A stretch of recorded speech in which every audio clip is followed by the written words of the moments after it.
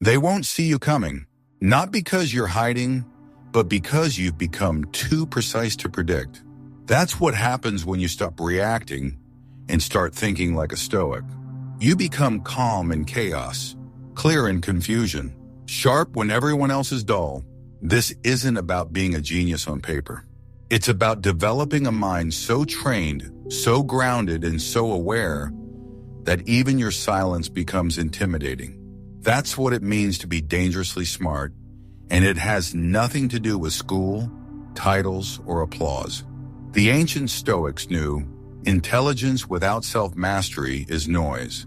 But combine emotional discipline, strategic thinking, and calm observation, and you become a weapon the world can't manipulate. If you're done being distracted, deceived, or dependent, this video is for you. Tap like, hit subscribe, and let's unlock the mental edge that changes everything. Number 1. Build the inner citadel. The Stoics believed that the most powerful fortress is not one built of stone, but of thought. Marcus Aurelius called it the inner citadel, a place within yourself that no insult can breach, no tragedy can crumble, no betrayal can poison. In a world that constantly throws chaos at you, this inner citadel becomes your shield. But how do you build something so invisible, yet so indestructible? It begins with emotional clarity. Most people live in constant reaction. Someone criticizes them, they explode. A plan falls apart, they spiral. They mistake emotional turbulence for evidence of depth. But the Stoics flipped this entirely. They taught that true power is not in how loud you react, but in how deeply you understand. Emotional clarity means separating what you feel from what is. It's pausing long enough to ask, is this anger useful? Is this fear based in fact or fiction? Emotional maturity starts when you realize you are not your emotions. You are the observer of them. Epictetus put it this way: it's not things that upset us, but our judgments about things. Shui uranium, or think about that. Pain itself doesn't destroy us. It's what we tell ourselves about the pain that does. If someone insults you and you feel worthless, the damage wasn't in their words. It was in your acceptance of their frame. But when you build your inner citadel, you stop borrowing your self-worth from others. You define it from within. Yet clarity alone isn't enough. You also need mental discipline. Most minds are like wild dogs, running wherever impulse leads. The Stoic mind, however, is trained like a warrior's blade, sharp, focused, and obedient to its master. Marcus Aurelius journaled every day, not to vent, but to discipline his thinking. He wrote, "You have power over your mind, not outside events. Realize this, and you will find strength." Sharpen, mental discipline, means filtering your thoughts. What is in my control? What is noise? What deserves my attention, and what does not? Seneca warned us of a subtle trap. We suffer more in imagination than in reality. Wonder, how often do you lose peace to things that haven't even happened? Anxiety about the future, regret about the past. Discipline allows you to silence these phantoms and return to the present moment, where your real power lives. And finally, the third pillar of the inner citadel is philosophical reflection. This is not some abstract activity. It's the practical habit of reviewing your day with honesty. Ask, where did I live with integrity? Where did I act from impulse? What virtue did I practice? Courage, justice, wisdom? Or did I abandon them in the moment? The Stoics believed reflection was as essential as breathing. Without it, you live by accident. With it, you live by design. So what happens when you build this inner citadel? You become hard to offend, calm in chaos, clear in confusion, and above all, unshakable. You don't need to raise your voice, explain yourself, or beg to be understood. You carry your power silently, and that silence speaks louder than anything. This is the foundation of being dangerously smart. Not brilliance that seeks praise, but wisdom that needs nothing. Not superiority over others, but sovereignty over yourself. And in a world full of noise, That's the rarest form of intelligence there is. Number 2. Train your mind like a warrior. Most people train their bodies and neglect their minds. They'll sweat in the gym, run miles, count calories, but let their thoughts run wild. Their beliefs go untested and their focus decay. The Stoics, however, believed that true strength begins in the mind. To them, philosophy was not an intellectual hobby. It was mental combat training. They didn't study to appear wise. They studied to survive, to endure, to command themselves when the world lost control. Epictetus, born into slavery, didn't gain freedom by brute force. He gained it through mental clarity, through discipline of thought. His most powerful weapon was his refusal to be ruled by emotion, by ignorance, or by opinion. And that weapon was sharpened daily through learning. To train your mind like a warrior, you must first seek knowledge relentlessly. Not just knowledge that confirms your biases, but knowledge that challenges them. Read history, study logic, learn rhetoric, understand manipulation, not to use it, but to see through it. The Stoics immersed themselves in the intellectual battles of their day not to win arguments, but to protect their peace. Seneca advised his readers to expose themselves to different schools of thought so they wouldn't be caught off guard. The greatest remedy for anger, he wrote, is delay. And that delay is only possible if your mind has been trained to pause, assess, and respond, rather than react. Next, you must develop what the modern world desperately lacks: the ability to think through discomfort. Most people run from cognitive dissonance. When something feels hard to understand, they label it confusing or irrelevant. But a Stoic steps closer. They examine the discomfort. They sit with it, because they know discomfort is the birthplace of clarity. Marcus Aurelius wrote to himself, "If it is endurable, then endure it. Stop complaining." But that wasn't just about physical pain. It was about intellectual struggle. When something challenges your worldview, don't push it away. Wrestle with it. Disassemble it. Rebuild your thinking on stronger foundations. Furthermore, training your mind requires ruthless honesty. A warrior doesn't train by pretending he's already strong. He trains by admitting his weaknesses and confronting them head-on. The same goes for the mind. You must question your assumptions daily. Why do I believe this? Is it mine, or did I inherit it without scrutiny? What mental habits are dragging me down? What beliefs no longer serve the person I'm trying to become? This kind of training is not glamorous. There are no crowds cheering you on. There is only the quiet repetition of deep work. Reading, reflecting, writing, debating, questioning. Over and over. But slowly the mind sharpens.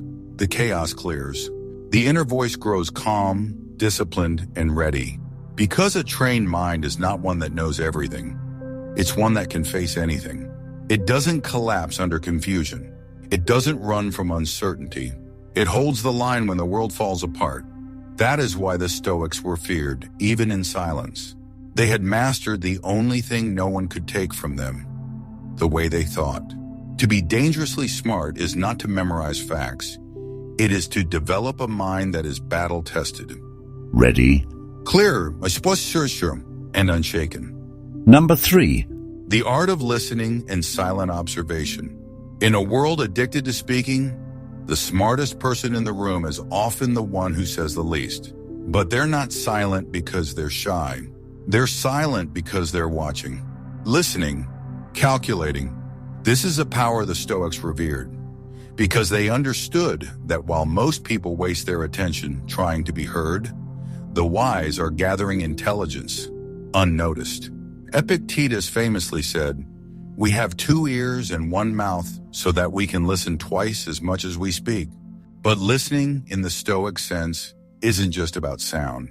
It's about sensing the unspoken, reading between the lines, observing body language, watching how someone reacts when they're questioned, or how they speak when they're nervous. Every moment is an opportunity to gather truth, but only if you're still enough to notice it.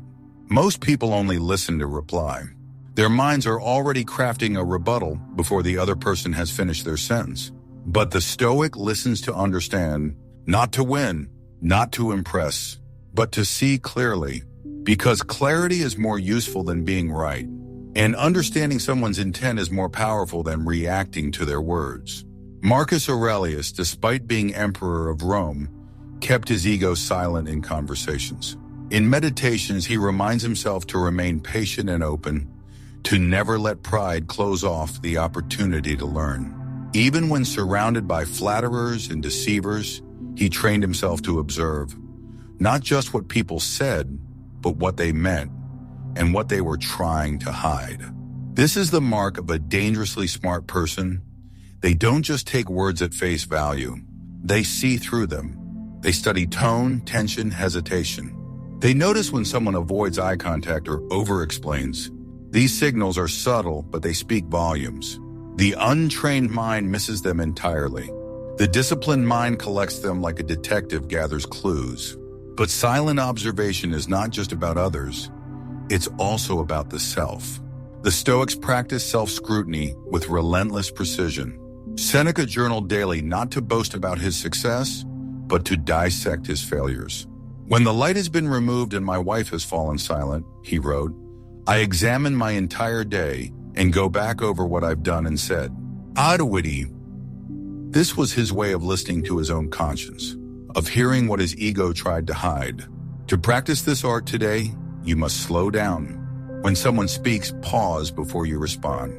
Watch their face. Listen to their cadence. Ask yourself, what are they really saying? And more importantly, why are they saying it now? Every question has a hidden motive. Every answer, a trail back to the truth. Being dangerously smart means developing this invisible radar where you no longer need constant data or noise. You can enter a room, speak very little, and know everything you need to know. Because silence is not emptiness. Silence, when trained properly, becomes perception. And in a world that's lost its ability to listen, that makes you rare. That makes you powerful. That makes you dangerous. Number 4. Read, learn, absorb everything. The Stoics were not narrow thinkers. They didn't limit themselves to one perspective, one field, or one truth. They were voracious learners, philosophers, yes, but also scientists, politicians, writers, and warriors. Because to become dangerously smart, you must think across domains. You must read broadly, connect patterns, and absorb knowledge like a sponge, not to impress, but to see more clearly than others can see. Marcus Aurelius, the most powerful man in the world at his time, didn't spend his nights at parties or in excess. He spent them reading philosophy, reviewing the Stoic masters, and writing meditations. A book never meant for publication, but for self-examination. Despite ruling an empire, he never stopped learning. He understood that the world is complex, and the mind must be fed if it's to remain steady under pressure. Seneca, too, read constantly. Greek tragedies, Roman poetry, Epicurean thought, Stoic teachings, and even Egyptian myths. He believed that wisdom could come from anywhere, not just elite scholars or sacred texts. We should not only use the wisdom of the ancients, he said, but also take from the contemporary, provided it is sound. This attitude kept his thinking sharp, relevant, and layered. But what does this mean for us today? It means reading not only what confirms your beliefs, but what challenges them. It means studying science, history, economics, psychology, and art. Not because you need them all, but because knowledge gives you range. And range gives you advantage. When you can connect an idea from Roman history to a modern business challenge, or apply a philosophical insight to a personal conflict, you become the kind of person who others turn to when things fall apart. Yet this isn't about passive consumption. Reading without reflection is just entertainment. The Stoics made their knowledge actionable. They applied it in courtrooms, battlefields, political chambers, and personal loss. Every page read became a tool sharpened, a lesson tested, a virtue reinforced. That's how learning becomes dangerous, when it's no longer abstract, but weaponized through experience. In modern terms, think of it this way.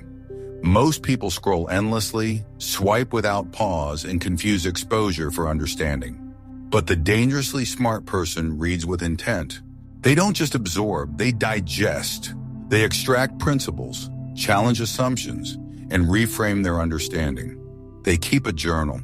They underline, they argue with the text.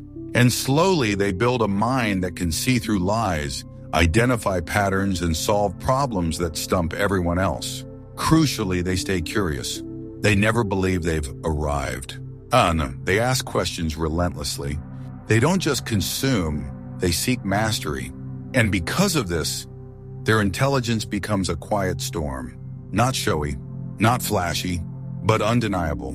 So if you want to sharpen your perception, strengthen your arguments, and rise above surface-level thinking, read. By learn, absorb everything. The more you know, the more patterns you see. And the more patterns you see, the harder you are to deceive, control, or outmaneuver. That is the intelligence Stoicism cultivates. Deep, durable, and dynamic. And that's what makes you dangerous. Number 5. The language of influence. Words shape worlds. And those who understand language, not just grammar or vocabulary, but timing, tone, and intent, carry an invisible power. The Stoics understood this deeply. They weren't loud men, but when they spoke, people listened.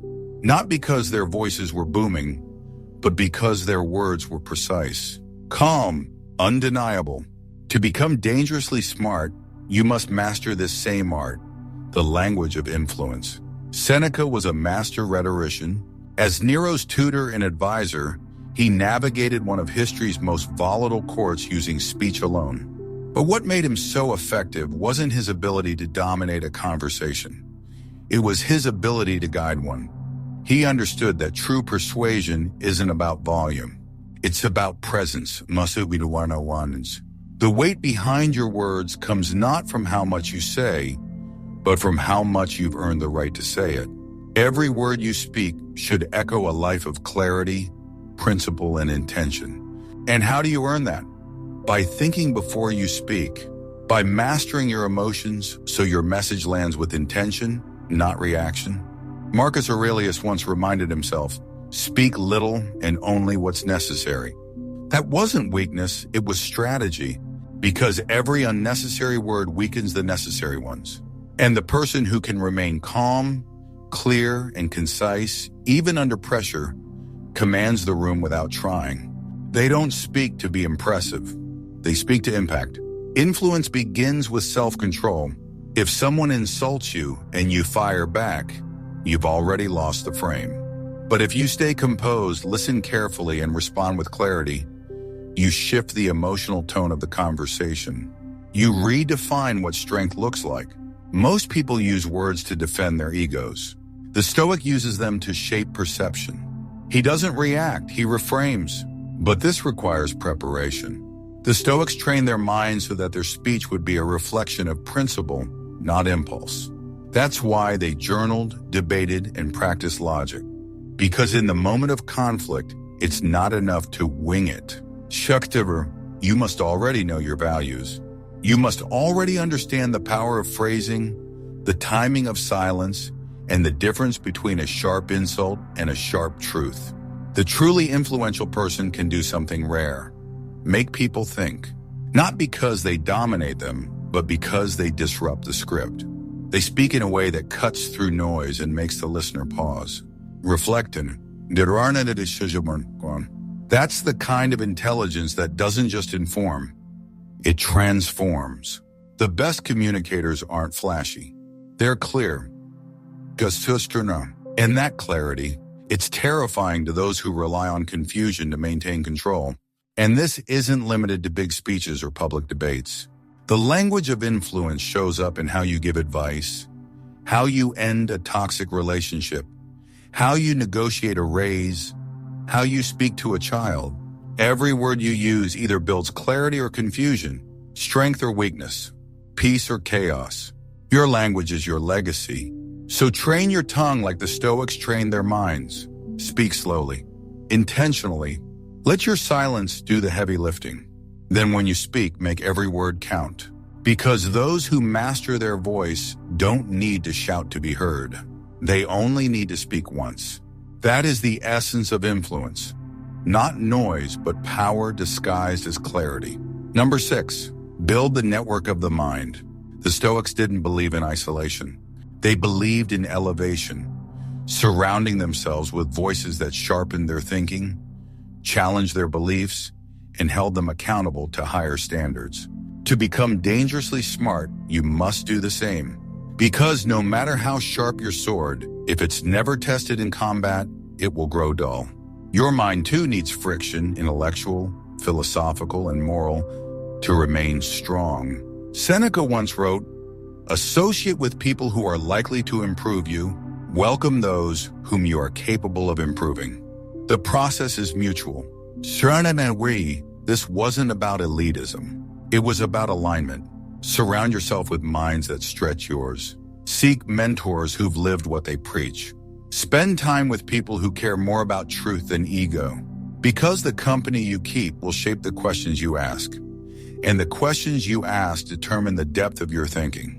Marcus Aurelius, despite being emperor, often quoted the people who shaped him.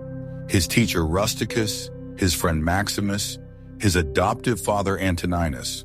He didn't pretend he was self-made. He studied the men around him, how they handled power, adversity, and loss, and let their example refine his own character. This is how the Stoics built their network of the mind. Not just through conversation, but through observation, through imitation of virtue, In modern terms, think of your mind like a cathedral. You're not building it alone. Every author you read, every thinker you admire, every mentor you observe becomes a brick in that structure. But here's the catch. Not every voice deserves a place. The internet is filled with noise. Opinions dressed as truth, outrage disguised as insight. If you're not selective, you'll fill your mind with junk. And a mind full of junk cannot see clearly. That's why discernment is key. A Stoic doesn't just consume, he filters, he questions. He tests. If someone you follow makes you more reactive, more confused, more self-absorbed, they don't belong in your mental circle.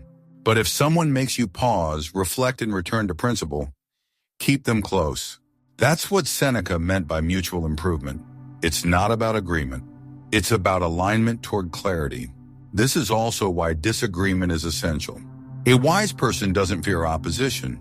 They welcome it, not because they enjoy conflict, but because they value refinement. When someone challenges your ideas respectfully, they're doing you a favor. They're helping you test the strength of your convictions. If your beliefs collapse under scrutiny, they weren't worth keeping. If they withstand the pressure, they become unshakable. To build your network of the mind, curate wisely. Follow thinkers across disciplines: philosophy, psychology, economics, literature. Don't just listen to those who speak like you. Learn from those who think differently, but with integrity. And above all, engage. Don't just absorb, respond. Debate, reflecten,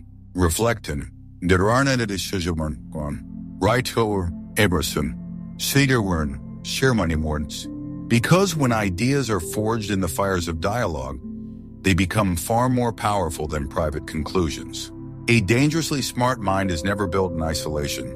It's built in conversation, in reflection, in the humility to learn, and the courage to question. So build your network, not of followers, but of sharpeners. Because iron sharpens iron, and a sharpened mind cannot be manipulated.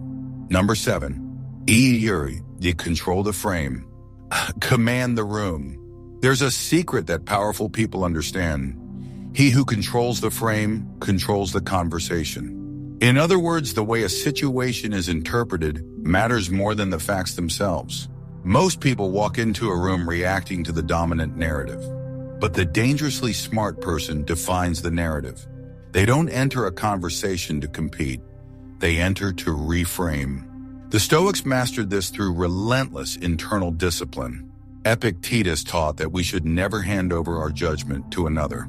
If someone succeeds in provoking you, he said, Realize that your mind is complicit in the provocation. That's framing. It's not just what happens to you, it's how you interpret what happens. Control the frame, and suddenly you're not the victim, you're the observer. You're not reacting to emotion, you're leading with principle. Take Marcus Aurelius. As emperor, he faced invasions, betrayal, and plagues. Yet in meditations, he doesn't rage at the chaos, he reframes it. He sees hardship as a test, betrayal as a teacher, and pain as purification. The impediment to action advances action, he writes. Worcester, what stands in the way becomes the way. Worcester, that's not optimism, that's cognitive combat. He's not being positive, he's being powerful. Now imagine you walk into a meeting, people are tense, accusations fly. Most would get defensive. But the Stoic trained mind doesn't. Instead, it calmly shifts the tone. Let's focus on what's in our control. That one sentence redefines the emotional climate. Why? Because when you remain grounded while others spin, you become the gravitational force that pulls the room back to clarity. This is what it means to command the room. It's not about dominance. It's about direction. You guide the energy, not by pushing, but by recentering. You ask better questions. You slow down the pace. You translate emotion into logic. And in doing so, you establish a new baseline. One where reason leads and ego dissolves. But make no mistake, this ability takes training. It's built through constant self-inquiry. Am I reacting or responding? Am I letting others define the terms, or am I calmly resetting them? Seneca warned, "No man is crushed by misfortune unless he has first been deceived by prosperity." In other words, if you don't frame events properly during peace, you'll collapse in chaos. To cultivate this mental edge, practice reframing daily. When something frustrates you, pause. Ask, what's the opportunity here? When someone criticizes you, ask, what are they trying to protect or project? When plans fail, ask, what can this failure teach me that success never could? Over time, this habit becomes automatic. You no longer take things personally. You take them philosophically. So when you walk into a room, don't bring anxiety, bring clarity. Don't raise your voice. Raise the standard. Let your mind set the tone. Because when you control the frame, you don't just protect your peace, you shape the reality others have to operate in. That's what makes you dangerous. Not louder, not tougher. Sure, just clearer than anyone else. Number 8, stay dangerous. Stay curious. There's a kind of intelligence that never becomes obsolete because it never settles. It questions everything. It evolves, it adapts. It doesn't chase certainty, it chases clarity. That intelligence is driven by one force, curiosity. And if you want to remain dangerously smart in a rapidly changing world, you must stay endlessly curious. Because the moment you believe you know enough is the moment your mind begins to decay. The Stoics didn't see philosophy as a set of conclusions. They saw it as a lifelong investigation. Epictetus reminded his students that wisdom begins with the recognition of ignorance. He said, "It is impossible for a man to learn what he thinks he already knows." When that's the danger of pride, it blocks curiosity. It convinces you that your perspective is complete, your truth is final. But the wise never think this way. The wise are hungry to be wrong, because every time they are, they become more accurate. Marcus Aurelius, writing as the emperor of the most powerful empire on earth, never stopped asking himself hard questions. What am I doing with my soul today? Am I becoming more disciplined or more distracted? Even at the peak of power, he refused to assume mastery. His greatness wasn't in his knowledge. It was in his openness to evolve. And that openness, that was his edge. Curiosity is what keeps your mind sharp. But not just any curiosity, disciplined curiosity. Most people are curious about gossip, novelty, or distraction. But Stoic curiosity is different.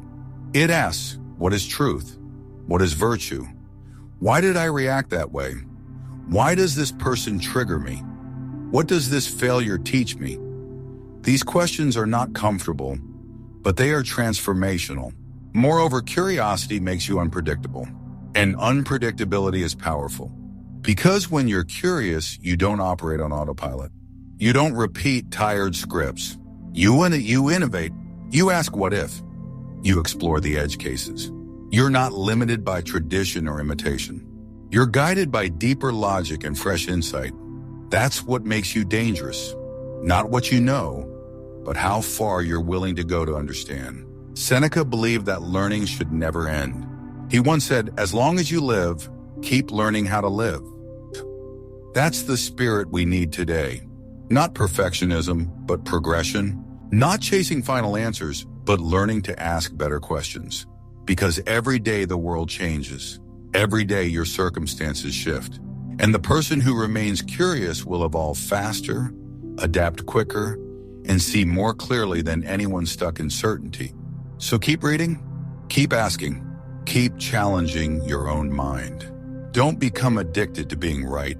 Become addicted to discovering what's more right. Because curiosity sharpens your instincts, deepens your awareness, and keeps your intelligence alive. In the end, the Stoic doesn't aim to be seen as brilliant. He aims to be clear. Clear in his questions, clear in his values, clear in his direction. And that clarity, fed daily by curiosity, is what makes him untouchable. That's how you stay dangerous. You never stop learning. Number 9, fortify the body. Sharpen the edge. Unshakable. A weak body weakens the mind. That's not just ancient wisdom, it's observable truth. The Stoics understood this well. To them, strength wasn't about vanity or display. It was about discipline, about resilience, about aligning your physical state with your philosophical values. Because when the body is neglected, the mind becomes soft, erratic, and easily broken. Epictetus, who lived with a crippled leg due to a beating he suffered while enslaved, never used his condition as an excuse. In fact, it became a part of his training. He didn't need a perfect body, he needed a powerful will. And that will was forged through discomfort, through control, through the refusal to indulge in weakness. Difficulties show what men are, he said. Therefore, when a difficult crisis arises, it is not what happens that matters, but how you react. His physical pain became a forge, not a prison. The body to the Stoic was not to be worshipped, but it was to be trained. Marcus Aurelius, even as emperor, made time to strengthen his body alongside his soul. He understood that fatigue leads to irritability, poor health leads to poor thinking, and physical pain, if not anticipated, can sabotage clarity. Thus, he trained not to impress others, but to reinforce himself.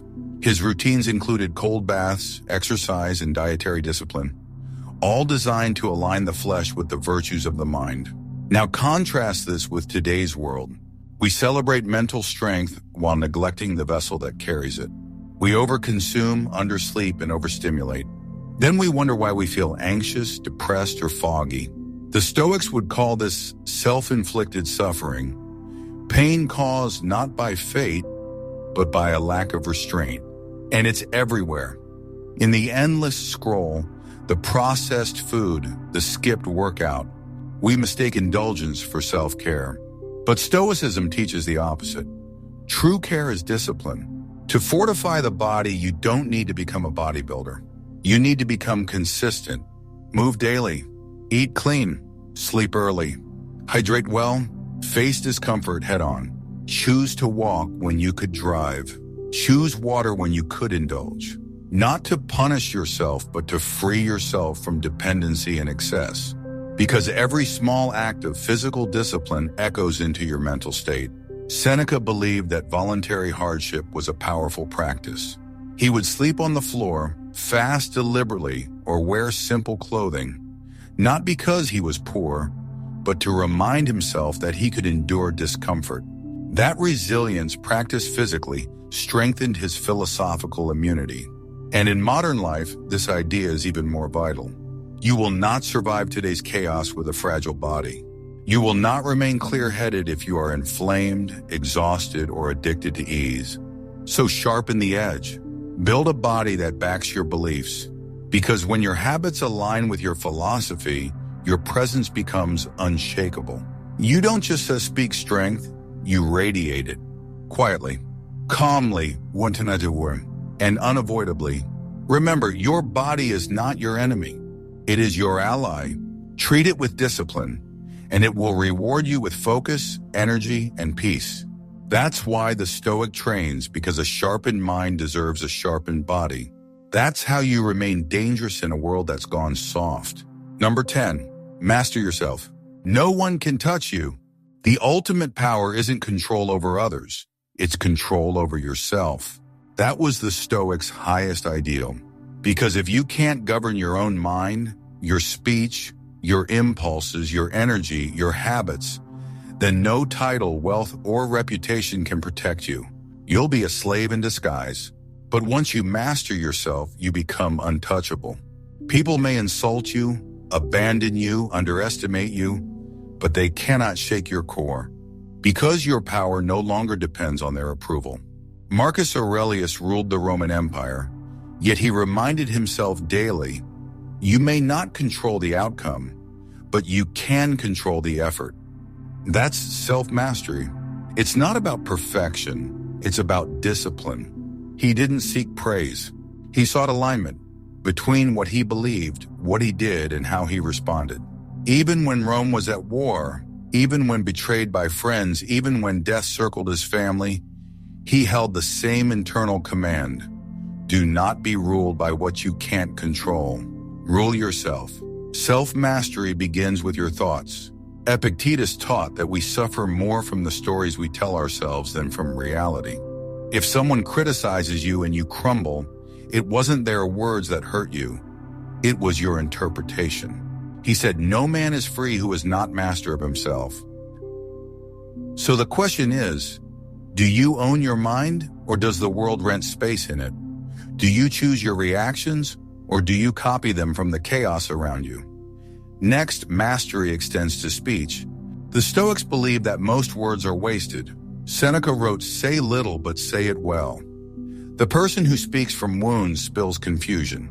The person who speaks from clarity shapes truth. So watch your words. Guard your tone. Speak only when you must. And when you do, let it be strong enough that silence follows. Then comes mastery over energy. Your time, your presence, your attention. These are finite currencies. Don't spend them on gossip, distraction, or chasing people who make you forget your value. The Stoic walks away not out of bitterness, but from order. He doesn't beg to be included. He selects his surroundings. And that in itself is power. Finally, master your habits. Because your habits create your identity. Do you wake up with intention or drift with impulse? Do you journal, reflect, and redirect? Or do you repeat yesterday's mistakes because you never pause to observe them? Mastery isn't a single act. It's a system, a lifestyle, built brick by brick, day by day, until it becomes who you are even under pressure. When you master yourself, you no longer fear betrayal. You no longer need validation. You no longer chase peace, you embody it. You walk through life grounded, detached, and deliberate. And because of that, no one can truly touch you. Not emotionally, not mentally, not spiritually. That is the final and most dangerous intelligence. A mind in order, a spirit unshaken, and a life that cannot be owned. The world cannot conquer a man who has conquered himself. You don't need to be loud to be powerful. You don't need to be seen to be significant. The Stoic path to becoming dangerously smart isn't about showing off. It's about showing up with discipline, clarity, and presence. You've just learned 10 principles that can reshape how you think, speak, move, and live. But remember, wisdom is worthless if it stays in your head. The transformation only happens when you apply it, when you reflect daily, question deeply, and live deliberately. In a world chasing noise, choose depth. In a world built on performance, choose principle. Let the crowd react. Let others chase applause. You stay grounded, stay sharp, stay dangerous. If this video sparks something in you, subscribe for more Stoic strategies that sharpen your mind and strengthen your soul. Leave a comment below with the principle you're going to act on this week, because the world doesn't need more opinions. It needs more masters of themselves. And that starts with you.